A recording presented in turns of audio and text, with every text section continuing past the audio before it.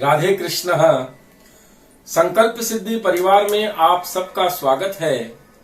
धर्म ध्यान दिव्य ज्ञान एक स्व आत्म जागरण, इस प्रकल्प में आज हम बात करेंगे धर्म प्रकरण के बारे में, जो हमारा ज्योतिष से संबंधित है।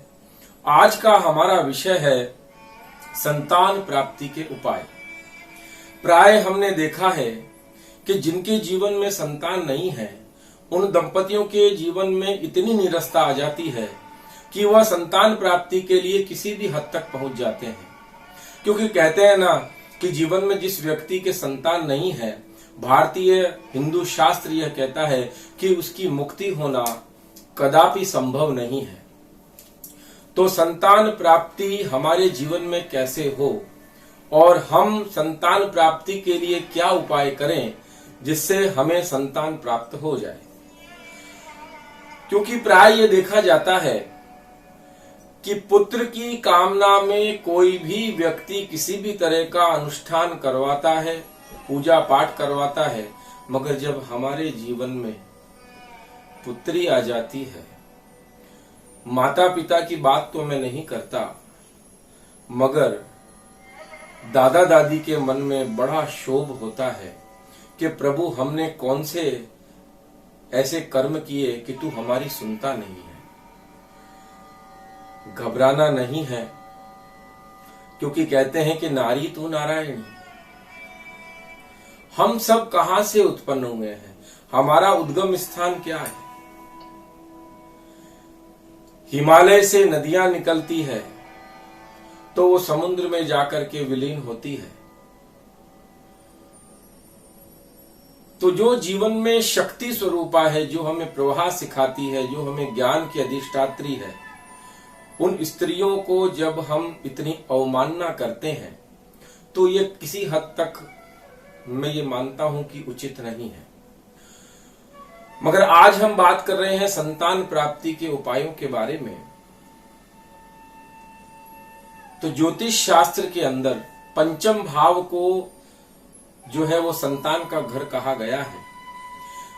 क्योंकि पंचम भाव के अंदर अगर कोई पाप ग्रह है, पंचम भाव पर पाप ग्रह की दृष्टि है, मंगल की दृष्टि है, शनि की दृष्टि है, सूर्य की दृष्टि है, या पंचम भाव में कोई पाप ग्रह बैठा हुआ है, तो संतान प्राप्ति में बहुत ज्यादा विघ्न आते हैं। संतान होने में बहुत ज्यादा कष्टों का सामना करना पड़ता है, या संतान होती ही नहीं है। पहली स्थिति। दूसरी स्थिति यह है कि जब हम ज्योतिषी उपचार करा लेते हैं, हमारे ग्रहों में भी कभी कभी तकलीफ नहीं होती है, हमें लगता है कि हमारे ग्रह बहुत अच्छे हैं, जब दिखाने जाते हैं तो संतान क्यों नहीं होती। तो उसके लिए मैं मेरे जितने श्रोता हैं उनको एक बहुत बड़ी बात बोलता हूं कि जिसके घर में पितरों की कृपा न हो, जिसके घर में कुलदेवी की कृपा ना हो, जिसके घर में गुरु की कृपा ना हो, कहीं ना कहीं ऐसा घर किसी न किसी अपनी अभिष्ट मनोकामना से वंचित रह जाता है। एक ही पहलू को देखने से कभी कभी हमें यह लगता है कि हम सब कुछ पा चुके, मगर कुछ पहलू हमारे छूट जाते हैं। जिस तरह पलंग 3 पैर के ऊपर नहीं खड़ा रह सकता, उसके भी 4 पाए होते हैं तो वो पलंग खड़ा होता है। कोई भी कुर्सी अपने 3 पैरों पे नहीं खड़ी रह सकती, उसके भी 4 पैर होते हैं तो वो कुर्सी खड़ी रहती है। तो ये जो चतुर्वर्ग है जीवन के अंदर, कि आपके ज्योतिष, आपके घर के पितृ, आपकी कुलदेवी और आपके गुरु, इन चारों की जब कृपा हो जाती है तो ही आपके जीवन के अंदर कहीं ना कहीं आपकी मनोइच्छित मनोकामनाएं पूर्ण होने लगती हैं। अब बात करते हैं राजा राम की, कि जब दशरथ जी को कोई संतान नहीं हुई गुरु ग्रह गयहु भूपाला। तो राजा दशरथ अपने गुरु की दरबार पर गए और वहां जाकर के उनसे विनती करी कि गुरुवर, आप मुझे संतान प्राप्ति के लिए कोई उपाय बताइए। 3 मेरी रानियां हैं पर किसी के कोई संतान नहीं हो रही। तब गुरु, जो उनके कुल गुरु थे, उन्होंने बहुत बड़ा यज्ञ किया और यज्ञ के बाद जो अग्नि नारायण ने प्रसादी उनको प्रदान करी थी, सभी रानियों ने वो ग्रहण करी और उनके 4 पुत्र हुए। स्वयं भगवान उनके कुल में पधारे। तो गुरु की महिमा भी हमारे जीवन में बहुत जरूरी है। तो ये 4 पाए जब तक हमारे मजबूत नहीं होंगे, तब तक आप ये मान के चलिए कि संतान प्राप्ति में कहीं ना कहीं आप बाधाएं देखेंगे। कभी कभी हम अच्छे प्रारब्ध को लेके आते हैं और हमारे घर में बहुत अच्छी संतान हो जाती। अब ज्योतिष यह मानता है कि अविभाज्य और भाज्य राशियों को ज्योतिष ने बहुत ज्यादा जो है स्थान दिया है। 1, 3, 5, 7, 9 और 11 ये अविभाज्य राशियां कही गई है। 2, 4, 6, 8, 10 और 12 ये भाज्य राशियां कही गई है। यानी कि अगर हम इसमें भाग देंगे, सपोज करो कि 2 में 2 का भाग देंगे तो 0, 4 में 2 का भाग देंगे तो 2 आएगा। यानी कि वह संख्या विषम स्थिति में नहीं जाती, सम स्थिति में जाकर के उसका भाग हो जाता है। तो जो संतान प्राप्ति के अंदर जो राशियां हैं, उसमें पुत्र और पुत्री कैसे होती है, ज्योतिष बताता है कि 23 गुण अगर पुरुष के हैं और 24 गुण अगर स्त्री के जो है समागम के समय जो है मिश्रित होते हैं तो पुत्र की प्राप्ति होती है। और 24 गुण स्त्री के हैं और 24 गुण पुरुष के हैं तो पुत्री की संभावनाएं बन जाती हैं। क्योंकि मैंने कहा ना, अविभाज्य राशियां जो होती है वो आती है तो विषमता आती है और कहीं ना कहीं पुरुष की सृष्टि होती है। बेसिकली स्त्री के अंदर एक बहुत बड़ी समता है। स्त्री के अंदर हम ये देखते हैं कि कहीं ना कहीं सहनशीलता है। और जिन जिन स्त्रियों के लग्न सम राशि के हैं, भाज्य राशियों के हैं, चाहे वो वृषभ लग्न हो, चाहे वो कर्क लग्न हो, चाहे वो कन्या लग्न हो, चाहे वो वृश्चिक लग्न हो, चाहे वो मकर लग्न हो, चाहे मीन लग्न हो, या इनसे संबंधित राशियां हो, तो ऐसी स्त्री अपने घर में रह करके अपने मन को पूर्णतया अपने कंट्रोल में रखेगी और उस घर का वातावरण भी वो मंगलकारी बना के रखेगी। राधे कृष्ण। श्री गुरु डॉक्टर आनंदमय के द्वारा श्रीनाथ जी की नगरी नाथद्वारा राजस्थान में बनने जा रहे SBK कैंसर चैरिटेबल हॉस्पिटल के निर्माण में आप दान करके हमारे इस प्रकल्प में जुड़ सकते हैं, क्योंकि इस हॉस्पिटल में कैंसर से पीड़ित मरीजों का इलाज एकदम मुफ्त में किया जाएगा। दान के लिए हमारे ट्रस्ट का नाम, अकाउंट नंबर, IFSC कोड और पेटीएम नंबर दिया गया है। आप दान करके अपने आप को पुण्यशाली बना सकते हैं। संकल्प सिद्धि परिवार के साथ जुड़ के धर्म, ध्यान और दिव्य ज्ञान एक स्व आत्म जागरण के द्वारा आप स्वयं अपना आत्म कल्याण करके अनुग्रहित हो सकते हैं। श्री गुरु जिन्होंने ज्योतिष शास्त्र में PhD किया है, ज्योतिष से संबंधित कोई भी समाधान, ध्यान की कोई भी टेक्निक या श्री गुरु के द्वारा संपूर्ण विश्व में की जा रही भागवत कथा, राम कथा, सत्संग और मेडिटेशन कोर्स अगर आप अपने क्षेत्र में करवाना चाहते हैं तो आप नीचे दिए गए नंबर पर श्री गुरु से संपर्क कर सकते हैं और स्वयं आत्मनिर्भर बनकर अपने जीवन का कल्याण कर सकते हैं। आपका खूब खूब मंगल हो। राधे कृष्ण।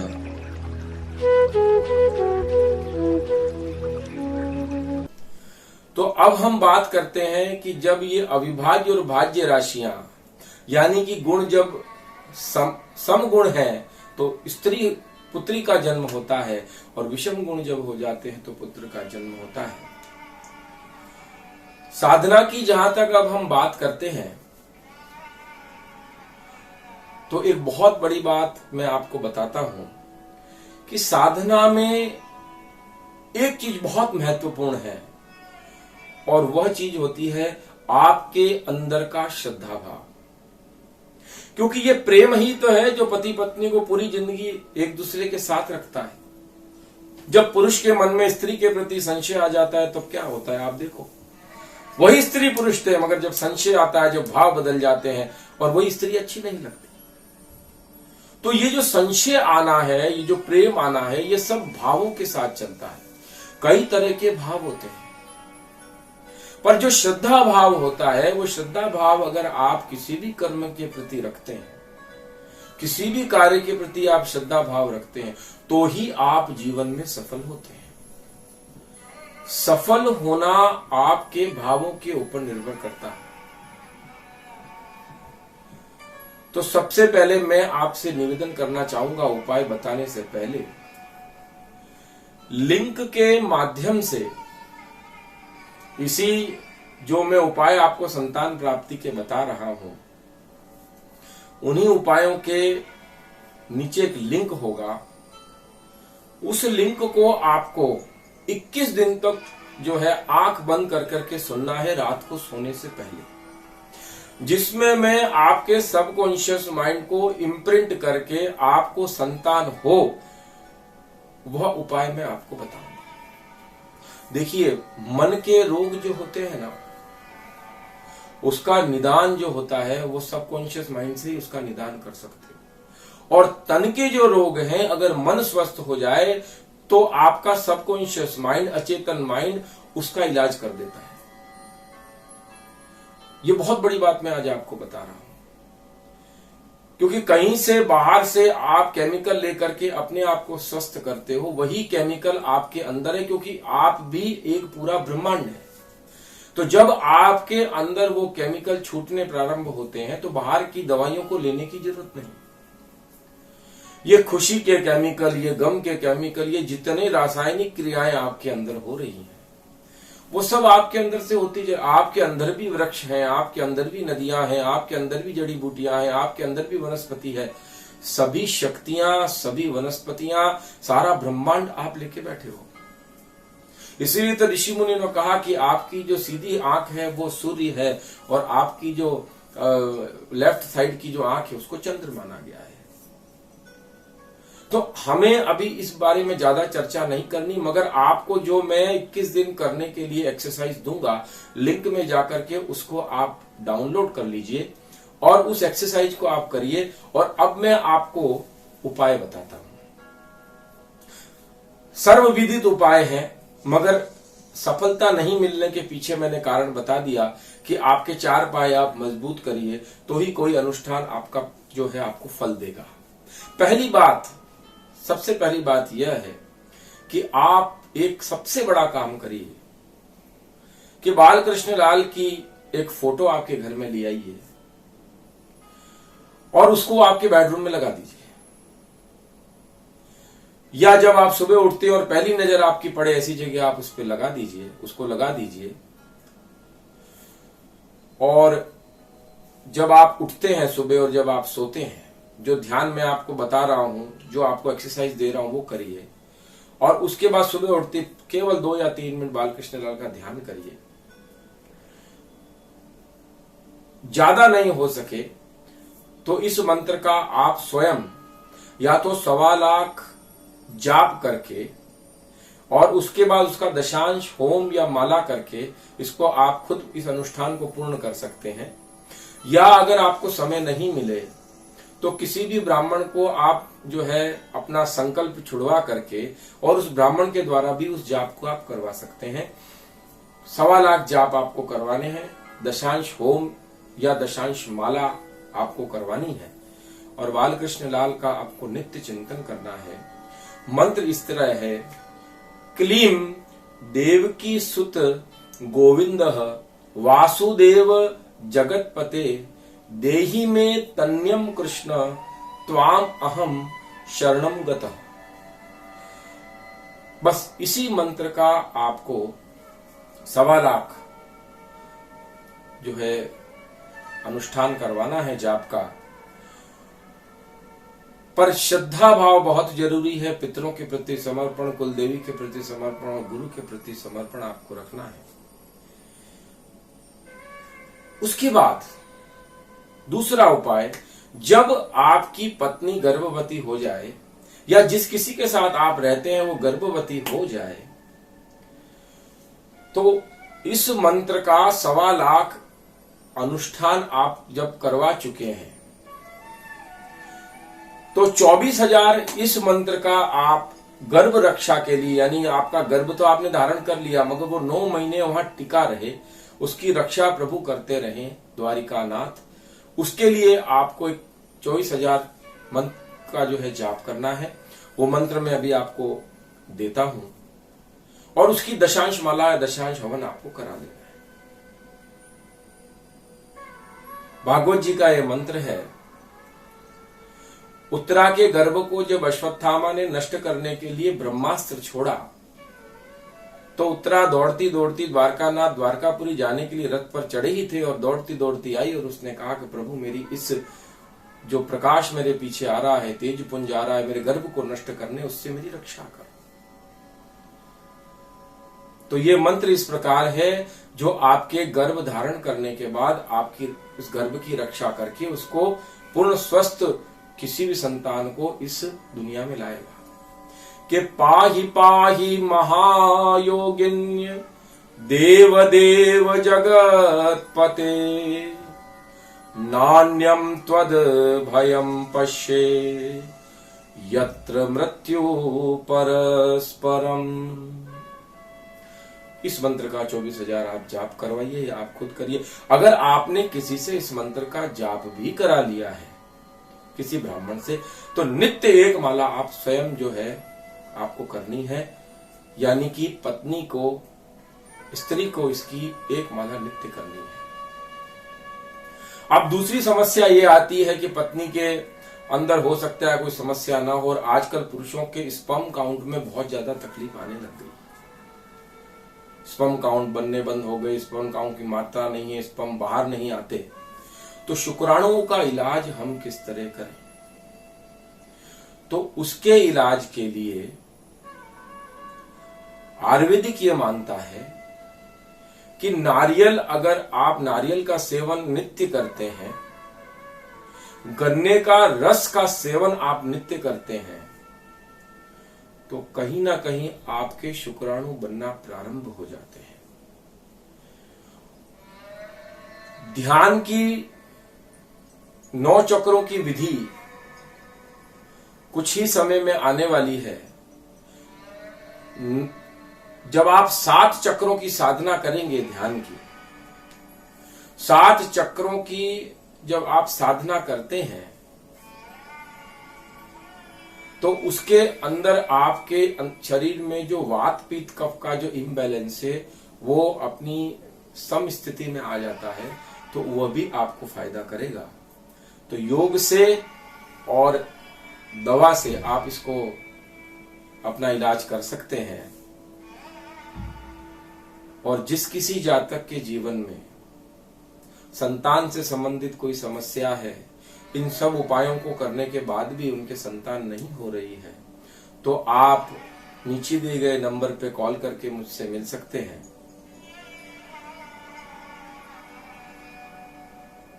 जब जब भी आपके जीवन में कोई समस्या आती है तो उसका समाधान अवश्य होता है, और हम आपकी समस्या को पूर्ण समाधान करने की पूर्ण कोशिश करेंगे।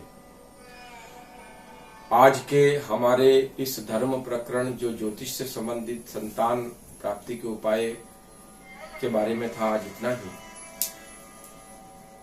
आप मेरे YouTube चैनल को सब्सक्राइब करके समय समय पर कई उपायों के बारे में जान सकेंगे, इसलिए आप सब्सक्राइब करना ना भूलें। आप सबका खूब खूब मंगल हो। राधे कृष्ण। श्री गुरु हाल में वडोदरा गुजरात में निवास करते हैं। आप श्री गुरु से अपनी जन्म पत्रिका दिखवाना चाहते हैं, अनुष्ठान करवाना चाहते हैं, मंत्र शक्ति से संबंधित तंत्र शक्ति से संबंधित, यंत्र शक्ति से संबंधित किसी भी समस्या का आप अगर समाधान चाहते हैं तथा वास्तु से संबंधित कोई भी समस्या का अगर आप समाधान चाहते हैं, मेडिटेशन के अंदर कुंडलिनी जागरण, सुदर्शन क्रिया, 7 चक्रों की साधना, पूर्व जन्म की यात्रा या किसी भी मेडिटेशन टेक्निक को अगर आप सीखना चाहते हैं तो आप श्री गुरु से संपर्क कर सकते हैं। श्री गुरु के द्वारा संपूर्ण विश्व में अगर आप कहीं भी भागवत कथा, राम कथा, सत्संग, मेडिटेशन कोर्स या कैंप करवाना चाहते हैं, किसी भी समस्या का समाधान के लिए अगर आप श्री गुरु से मिलना चाहते हैं तो नीचे दिए गए नंबर से आप श्री गुरु को कांटेक्ट कर सकते हैं। आपका खूब खूब मंगल हो। राधे कृष्ण।